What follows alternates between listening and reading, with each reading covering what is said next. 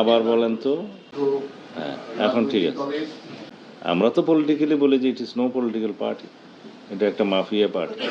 Sir, কার্যক্রম নিষিদ্ধ থাকা স্যার আওয়ামী লীগের দলের প্রতিষ্ঠাবার্ষিকী এই উপলক্ষে পুলিশ হেডকোয়ার্টার সারা দেশের মাঠ পর্যায়ে কর্মকর্তাদের আবার বলেন তো।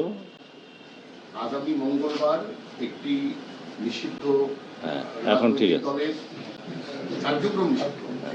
কার্যক্রম নিষিদ্ধ রাজনৈতিক দলের প্রতিষ্ঠাবার্ষিকী উপলক্ষে পুলিশকে মাঠ পর্যায়ে অ্যালার্ট করা হয়েছে। স্পেসিফিক কোনো থ্রেট কি আছে? অ্যালার্ট করা তো আমাদের কাজ।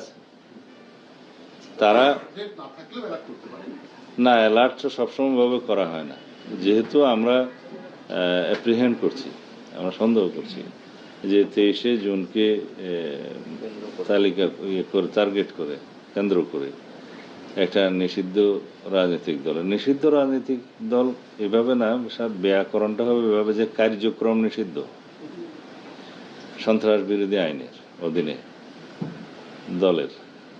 আমরা তো পলিটিক্যালি বলি যে it is no political party, এটা একটা মাফিয়া পার্টি। তো তারা বাংলাদেশে উশৃঙ্খলা অস্থিরতা সৃষ্টি করতে চাইবে, তো পুলিশ বাহিনী তার দায়িত্ব পালন করবে, সেজন্য অ্যালার্ট করা হয়েছে সারা দেশে।